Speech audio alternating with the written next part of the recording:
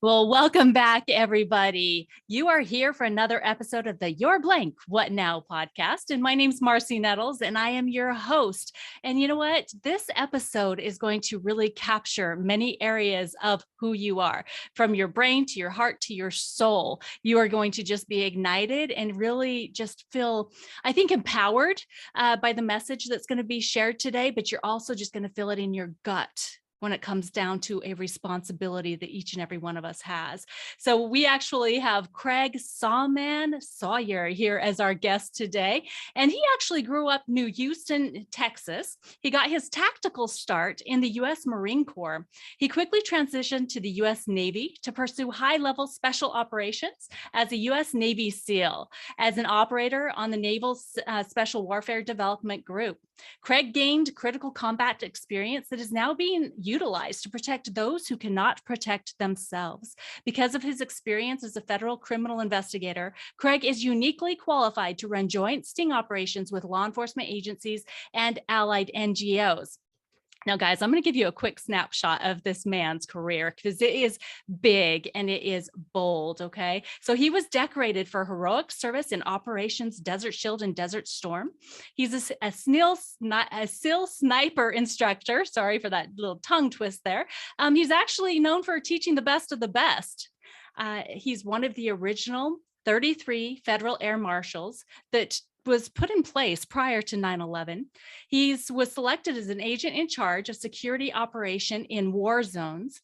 He also made a name for himself in the entertainment industry as an expert advisor for television and big screen movies, was interviewed on all major news and morning talk shows, and acting or being in the voice behind Animal Planet's Battleground Rhino Wars, History Channel's Sniper, Deadliest Missions, and Top Guns. He was also in the 2016 movie Army Dog. I remember that movie. I loved that movie.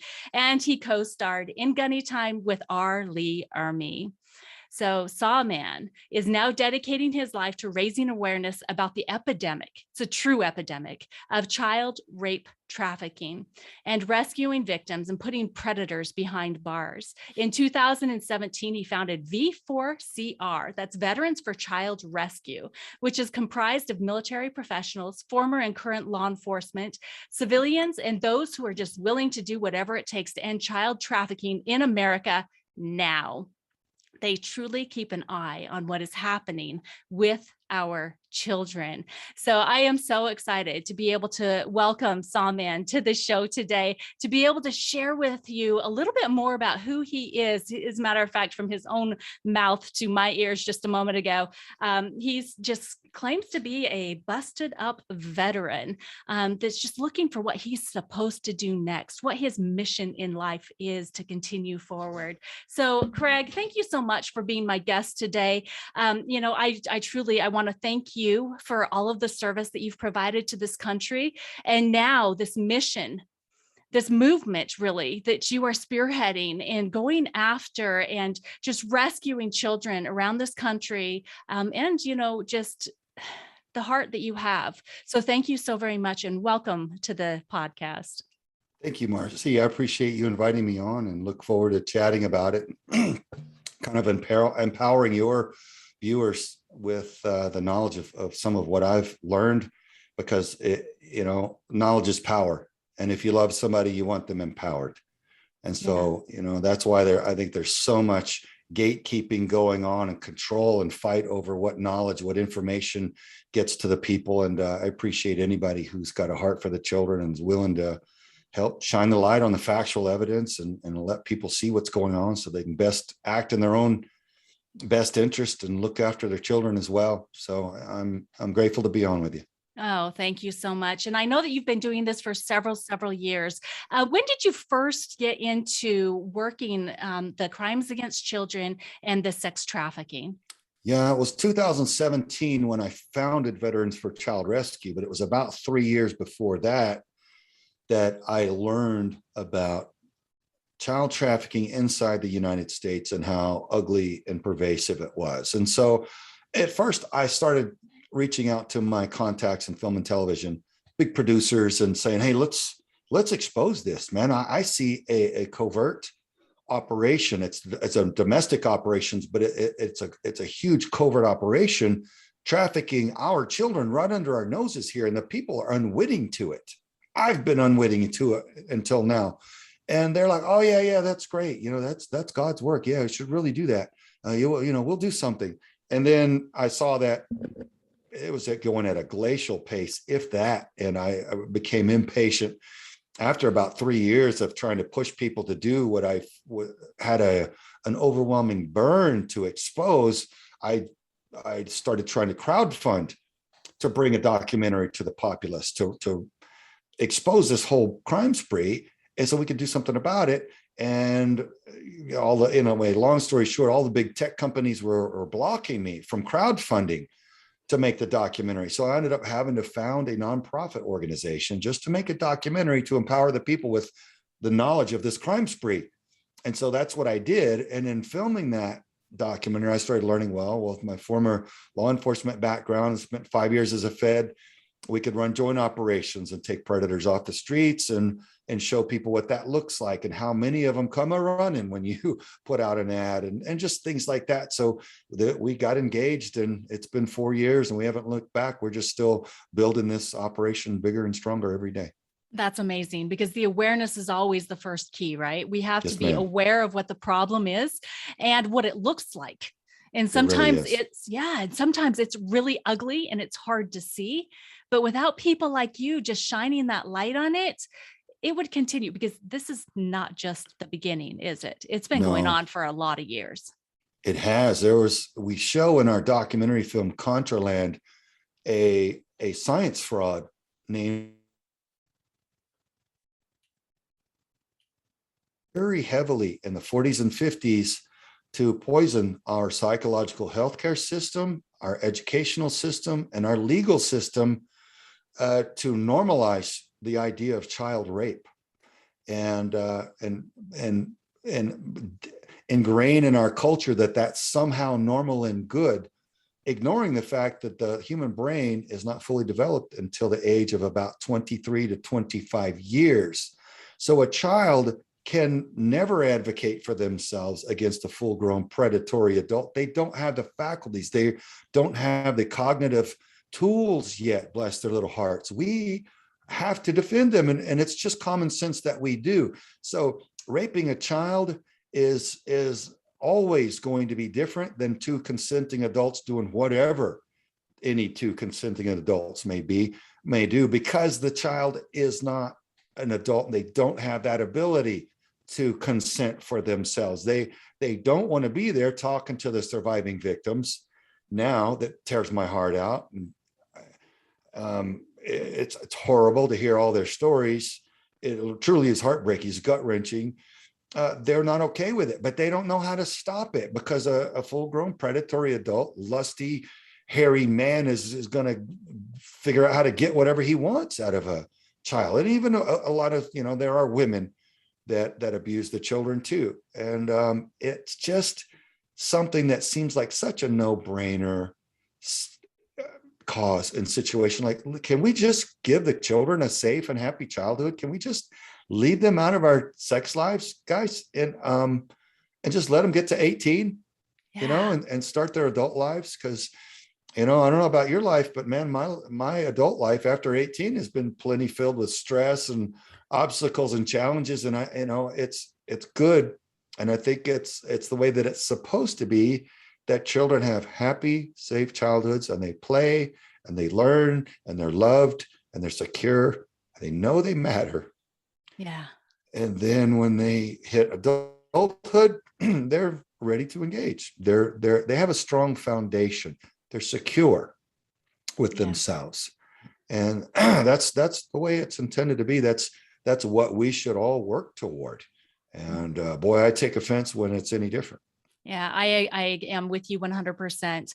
When a child has this type of thing happen to them in their forming years, right? When they're young teenagers or even younger than that, they learn that they are not valuable, that it doesn't matter what happens to them. And so after you learn something like that, and it's reinforced over and over and over to them, it's difficult for them to see any other way.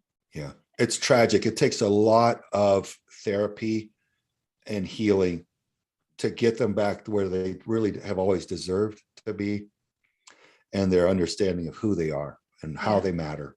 It's tragic. It's tragic. Yeah, it really is. It really is. And I know that with the work that you're doing, you are so close to it. You see so many of these young victims that have been victimized, whether it's one time or it's over and over and over again. How do you keep that from not affecting you personally?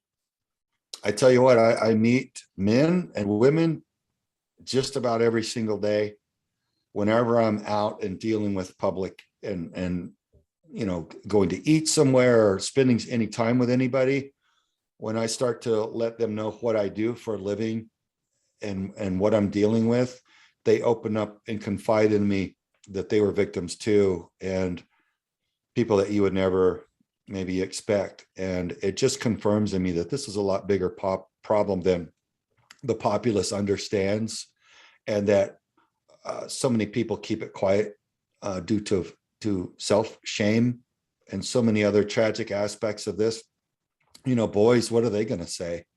There's no good in it for them to tell anybody, or so they think. So they never get any therapy to work through it and heal. They just eat it. They just swallow it and say, well, I'm a boy, and then now I'm a man, and that's not supposed to happen to us, and nobody's going to understand, so I have to just eat it, and it just festers inside them. So, man, I would like to take it from them. Yeah. Yes. And get rid of it. But it's a process. I don't have the power to do that for everybody, but I can fight back, and I can expose it and let them know they're not alone. And this is a big thing, and it's an evil thing, and it's not right. It's not supposed to happen, and that they didn't do anything wrong. It's not supposed to happen to them. Yes, exactly. So if we all start to embrace that and share the knowledge of how this works and how pervasive it is, and what a dark place it actually comes from, and that there is such a thing as good and evil, and there is an energy from where the inclination originates to do something heinous to a child. Where does that thought even originate? Where does that come from in this universe? I think more people need to slow down and ask themselves the question, why would that even occur to somebody? Scientists can tell you what features a male is attracted to in a woman. Go to any university, you learn it all. Vice versa, for the female to the male. Here's what indicates a strong, healthy mate that'll give you strong, healthy, successful offspring. There's a natural scientific attraction, and then all the chemistry and everything there, psychological. Children don't have any of those features. It's not normal. And it's not okay. It was never designed that way. And we can never allow them to normalize it. So I want to say a couple things real quick before we get too deep into this. Number one, yes, it's an ugly and heinous topic because it really originates from evil. Literally and actually does. But the good news is we all have the opportunity to do a little something about it. And it doesn't mean that you have to face off with heinous, evil predators. It may mean just sharing a post on your social media pages, or telling a friend, or sharing the link to Contraland to those that you care about, or to people with a big mouth or a big following or a big office.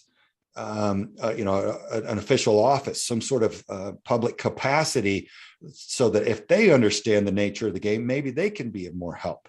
And so there's a lot that each of us can do. And that's what I want everybody to know, because I don't want them to get repulsed by, okay, it's a dark topic, it's heartbreaking, and it's ugly. Well, yes, it is, but the good news outshines the bad. The light, darkness cannot exist in the presence of light. And if I could speak, it would make more sense. Darkness cannot exist in the presence of light. It never could. That's how things work. So we have the opportunity to shine the light, each of us individually. So that's one thing I want everybody to kind of realize, and that there's opportunity here. Everybody wants to be a hero. We can be heroes. One of mine is Dr. Judith Reisman. She just passed away earlier this year. But boy, you'll see her in Contraland, and you'll see her fight for 50 something years. She fought to expose science fraud. Alfred Kinsey, who was the creator of this avalanche of destruction, this several generations now, we've got an epidemic of child rape, largely due to Alfred Kinsey.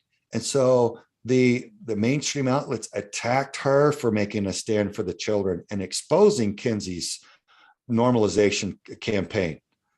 They attacked her relentlessly. It was vicious what they did to her, merciless attacks, but her love for the children was greater. She was undeterred. They could not have ever stopped her for standing up for the little ones. Folks, if we're not celebrating Dr. Judith Reisman as an exemplar, as a hero, as a champion for children, we're all wrong. Mm-hmm. There is nobody that I've seen on the face of this planet that deserves more praise and celebration than Dr. Judith Reisman, because she's demonstrated such moral courage in the face of overwhelming hostility and adversity. She might have been 5 foot tall, a petite little woman. What a big champion for children.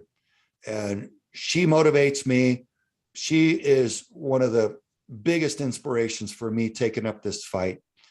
And I'm just encouraged to know that before her passing, she was on our board of advisors for Vets for Child Rescue. And I was able to learn through one of the other board members just how much she really valued being part of Vets for Child Rescue and our fight, and how it validated her, and it just really very touching and meaningful to me. So there's a hero. Yeah. So if she can do it, anybody can do it. And I encourage everyone to find your voice, and you can be a hero. Absolutely can. Absolutely can. So there's the encouragement. I love that. I love that so much, because every single one of us was given a voice for a reason, and it is to stand for good. And our voice individually can only reach so far, but everybody that's listening, and everybody that's listening knows a lot of people.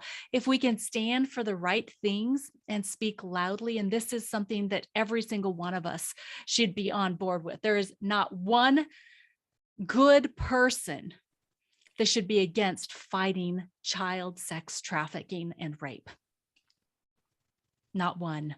So we're going to give you opportunity to share where people can go and see that, and also follow you and be part of this movement. But, you know, my husband and I, we actually watched Contraland last night again for the second time. And, you know, we both were in tears in part of this, because we have young children and grandchildren. And what? Yeah. We have just had our third grandchild born. Wow. Well, congrats. So, no, thank you so much. But when you start thinking about what's happening to children, it could happen to any child. And so that's where we have to become vigilant, and we have to become aware. And sometimes even with the greatest awareness, things still happen close to us. And I know that in Contraland, you share your personal story about your daughter, Aspen. Would you mind, please, sharing with the audience how this really came so close to home and how you guys handled it? Yeah, well, we had decided to found the nonprofit Veterans for Child Rescue, and we'd put in the paperwork for it. And our daughter was, she was suffering from a little bit of depression, and we were just kind of keeping her very close and loving on her at the time. She had just turned 18, and she wanted to go spend the night with some friends. And my wife, Tressa, couldn't sleep because her little baby was out. And if she wasn't in her bedroom, Tressa couldn't sleep. So Tressa was up in the living room, and Aspen called her. And I think she didn't even have the ringer on, but she was on her phone and could see Aspen called. So I didn't hear the phone ring, but I asked my wife, Tressa, walked into the bedroom where I was sleeping and said, Craig, it's Aspen. She's been raped. And I could hear Aspen screaming through the phone. And that's the way that I woke up that night. So, you know, I started trying to get cross streets of where she was, because I'm like, where is she? Because I'm flying out of my bed and Papa's coming to where my baby girl is to make her safe, right? Right. And nuke the whole grid square. Who all has to die to make my baby safe? Going full, Full gear, total geared full up. combat mode. Wake up from a complete deep sleep. Yeah. And we, she said that she was on her way home, and I was trying to get what street she was on, and she was coming home from the downtown area, so I could ascertain there's one of probably only several streets. And I just said, just give me a cross street, tries to get a cross street for me, because I was on my phone calling the sheriff's department, because I figured they'd have patrols out and they could probably intervene and make her safe before I could get to wherever she was. That was my thinking, just coming up out of a deep sleep. So I was on the phone with them. I'm like, give me a cross street, Tress. And Tress was trying to get a cross street reference. And Aspen was just,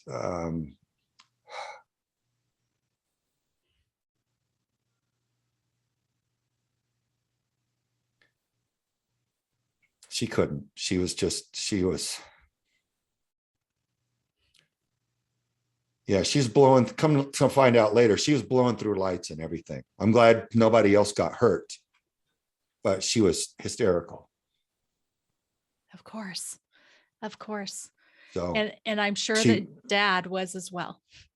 No, well, I'd gone out of bases in similar situations in the middle of the night to go recover other teams where vehicles had gone down, or things that happened in combat and war zones, and bombs have gone off and different things. And I was kind of used to rolling out and doing this, so I felt oddly calm for the situation, but at the same time, in my subconscious, my conscious was taken over and just solving the problem, methodically working through it like a professional would, like if you were on duty, as a law enforcement officer. But in the back of my mind, there was that's your baby girl. And so the two conflicting, you kind of have to just shut the one off and just work. If you really want her to survive, you're going to just go to work and be effective, and you sort out the emotion later. So that's kind of the state that I was in. So I was calm, but having to block out the screaming subconscious, Yeah. if that makes absolutely. sense. Yeah. It makes perfect sense, because you had an objective you had to get done, and that exactly, was to make sure your daughter was safe. An immediate pressing objective, safeguard her. Yes. Strong point her somewhere by whatever means, ensure that she survives it, and then set about eradicating the threat, Right. So that's where I was at. So she made it home before any of the law enforcement could interdict her. We had one sheriff's deputy already at the house by that time, and we brought her into the home and interviewed her just briefly.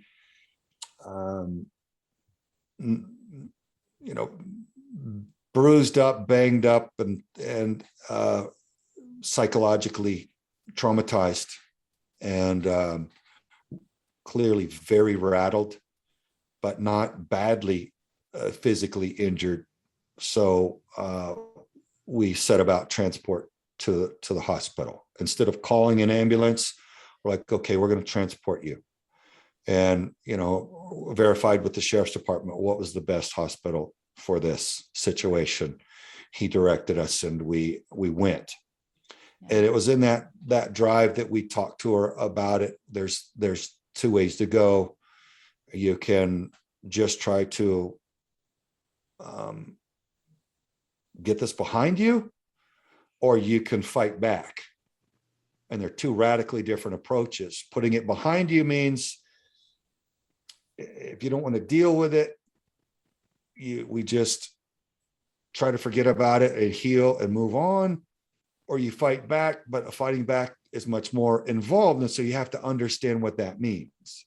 And that means going through the rape kit, which means some very invasive interviewing and physical examination, pretty extensive, Yes. not fun. But if you want to get him, this is step one to getting him. Yeah. The gathering of the information, the evidence. Yeah. Yeah. So Absolutely. if you don't do this, probably not going to be able to get him. And she, no hesitation. She goes, "Oh, we're going to get him. He can't be allowed to do this. He's done this a lot, apparently, and he can't be allowed to do this anymore." So very strong response from a traumatized young 18-year-old girl. Again, she's barely 5 foot tall. So petite, but heart of a little lioness. Boy, she was traumatized, yet already fixed in her resolve and her anger, her determination that she was going to set about gathering the evidence and bringing the case against this guy and putting an end to his predation. So I couldn't have been more proud. And so we went on and processed it from there. So fast forward later, it took 2.5 years. The judge allowed this guy to go through 14 public defenders and eventually represent himself. He berated our daughter on the witness stand because he was acting as his own attorney, and he was narrating and making up false stories and trying to humiliate her and paint her as things that she isn't and has never been, and paint himself as a saint, which obviously he's not, and all of this. And she handled herself so professionally, and all the expert witnesses and the forensic evidence and the video and everything demonstrated that she was 100% right with every single thing that she had said, just strong. And when it was my turn, when it looked like I was going to be called to the witness stand by the rapist, I asked the prosecutor, I said, "Do I have to behave for this guy? Because I just want to come over the bench at him because I'm a father now. I'm not a law enforcement agent. And I'm here in a capacity that I haven't volunteered for. So the only thing I'm inclined to answer back with is, what on earth, who do you think you're talking to? And what on earth do you think you're doing other than running from me?" And, but I didn't say any of that to the prosecutor. I just said, what are my limits? What is my box of behavior here? Because I'm red line ticked off, and this guy's acting like a complete clown in there. And what is it that I can say and can't say? Because I have a whole long list of things. And, starting off with her, "How dare you?" And she said, "When in doubt, follow your daughter's lead." She said she did that well. She did that good. Wow. I bet that was just about one of your proudest moments. Yes, ma'am. Look, former federal criminal investigator. I've been trained to, give expert witness on the witness stand. I wasn't that great at it. They told me, "Your anger shows. You need to go in watch the video of your testimony again. You need to just be more, matter of fact, because it doesn't work out for you well when you get angry." And, I've done expert witness on capital murder cases in your hometown, by the way. And I understand that. I'm comfortable in that lane, just bringing the forensic evidence, just talking about it and being completely honest. And but this was a different case. And so having the prosecutor say, "When in doubt, follow your daughter's lead." Whoo, she is supposed to be the victim. She was supposed to be the traumatized one that's rattled and all that, but she had performed up here anyway. So was I proud? Yes, ma'am. That's one of my life's most proud moments, if not the proudest moment. So, well, she had a target and she kept her Yeah. eye on it. Yeah. So she knew that she had to do things the right way so that she could stop this predator. Yeah. Wow. An exceptional resolve and a focus through it. Now, here's the hardest part of that trial for me. When we first sat down, I don't know if you're familiar with the little squeeze toys that some of the people have, and when they're sitting in a trial. So the prosecutor gave my daughter, my wife, she goes, "You might even want one." And they're like little toys that look like every which kind of thing, but they're foam. Mm-hmm. And if you squeeze it, it's something that you could do without getting agitated and angry and speaking or anything like that. Just something that they found is helpful in maintaining your composure. Well, my wife nudged me, and my wife was sitting over on my right, and my daughter was sitting right next to me on my left. My wife nudges me, and she looks down just like that, like looking towards Aspen's knees. And I looked down, and although Aspen was stoic from the waist up and just perfectly professional and still, her little knees were going like this. Oh. Sweet girl. That broke my heart. Mm-hmm. I struggled for a minute. I swallowed about 5 times and looked around like, what am I going to do? Because she doesn't deserve any of this. But she's here to take him down, and she needs me to be steady. So that's what caused me to go, okay, I'll show no emotion and I'll say nothing. But her little knees shaking and her still from the waist up and just completely dead set in her resolve. I was like, there's something very strong in that girl. Very strong. I'd like to take credit for it, but I can't. I didn't do that. I didn't give her that. Give her a lot of love, encouragement. I taught her, a lot of things, but I didn't, you can't teach that. But what you did do is you gave her that foundation that you were talking about that every single child deserves. And it was that surety that you gave her with that foundation that gave her the strength to be able to sit there that way and to be able to do what she did. So amazing. It's amazing. And I can see even to this day how emotional this gets you. I mean, because that was only 4 years ago. Well, yeah, the trial took 2.5 years. So the trial was more like 18 months ago. Right. So, yeah. Right. So on Contraland, she was actually in that movie. And that was really, really impressive. There's another thing that she did very, very well.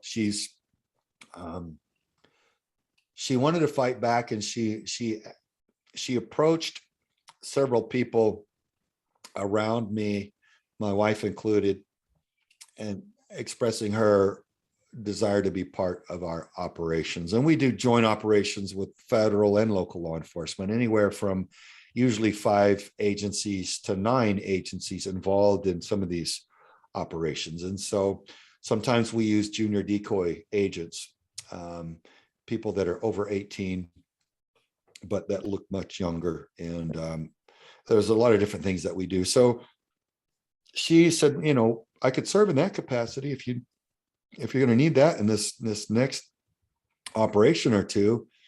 And I was like, nope. You're not getting around a bad guy ever again. That's not for you. That's for other people. And she's like, well, you use other young ladies, and are they better than me?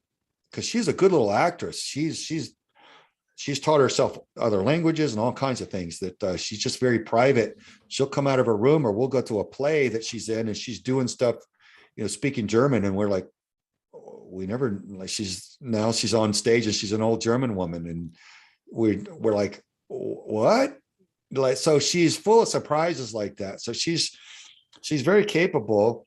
And she goes, are they smarter than me? Are they better than me? I'm like, no, but you're my baby girl. And so you're not going around bad people, and,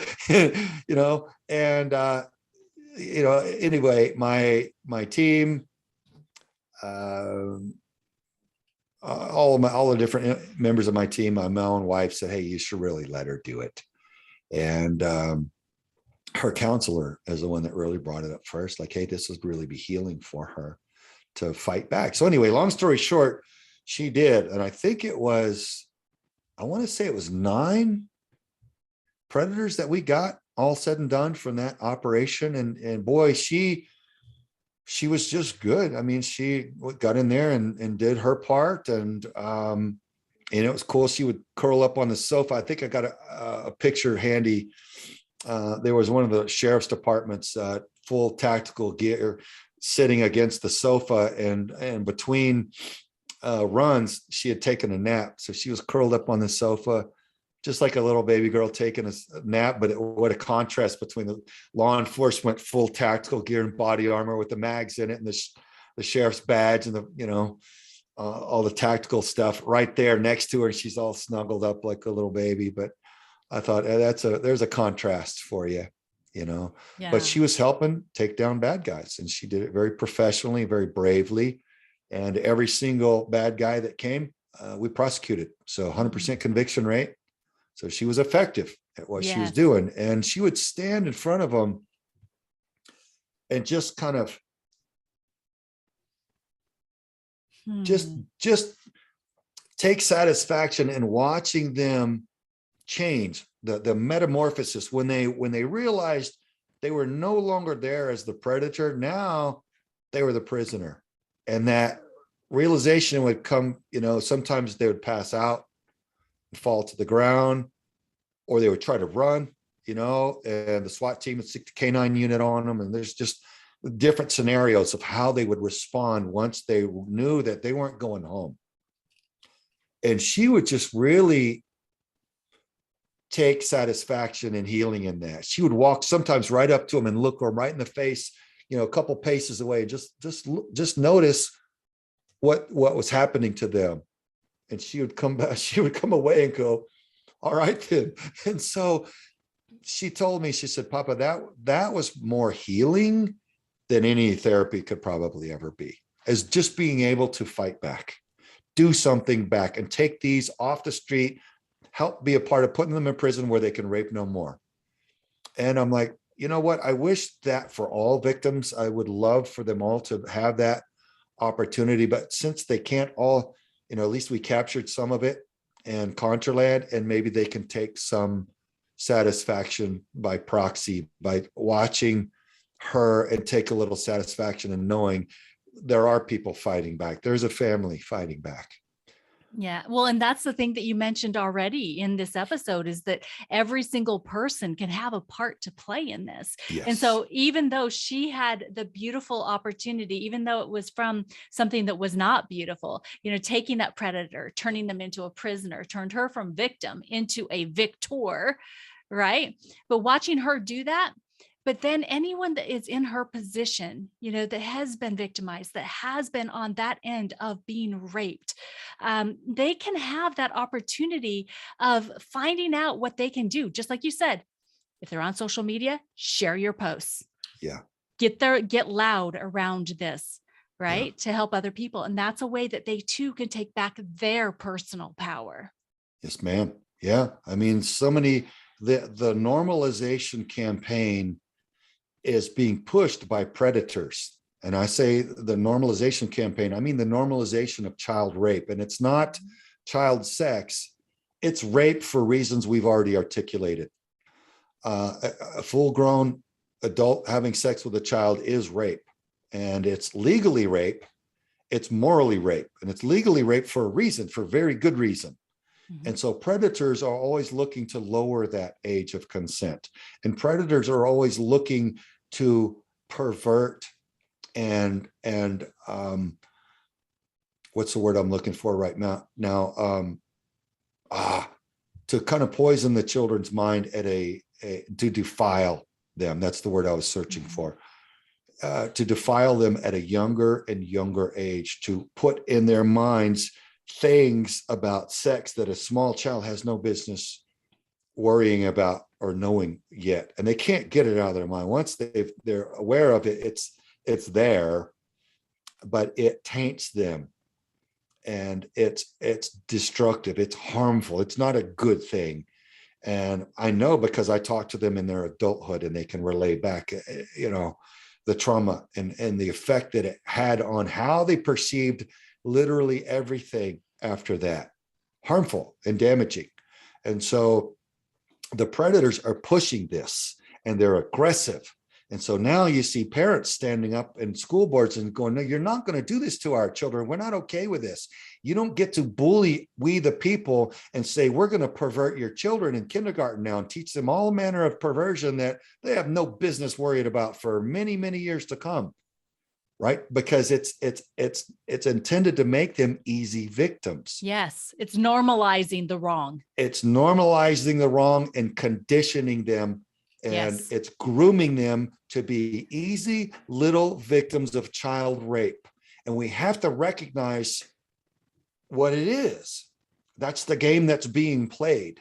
And so that's why Alfred Kinsey gets so much funding, and the Kinsey Institute. There's funding from all over God's green earth, multi-million-dollar grants and donations, and they're covering up that Alfred Kinsey was a sadomasochistic pedophile. That was his description of himself.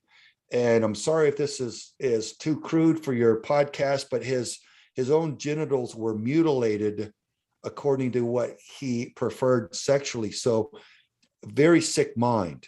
Yes. When you're destroying your own body, something's not right. That's not a healthy activity to engage in. Whatever causes that, I don't know. But he was a very, very sick man. He needed help. He didn't need to set about falsified science that we push on other innocent victims and create millions of innocent victims, a cascading avalanche of destruction since his time that we have to counter. So what I'm trying to be is the counter Kinsey. That's really what I'm trying to do. I'm trying to pick up the ball with Dr. Judith Reisman and augment her and stand next to her and fight next to her. And it tears my heart out that she's passed away so unexpectedly and so soon. She was so full of life and so full of energy and spark. But you know, like my wife says, what better advocate could you have? What better lobbyist could you have in heaven than her, right? And my parents now and so many others. And I just want them to be proud, and I want to fight and make as big a genuine difference as I can in our culture so that we begin defending the children again, instead of allowing this normalization and being tolerant of this predation and abuse of the children. It's not okay to be tolerant of that. It's not good to be tolerant of that which is harmful. I said that in Contraland, and I'm glad they left that in there because it's very important. We're bullied to be tolerant. But a lot of what we're being bullied to be tolerant of is that which is harmful to us and destructive of our children. And there are some things that we should not ever be tolerant of.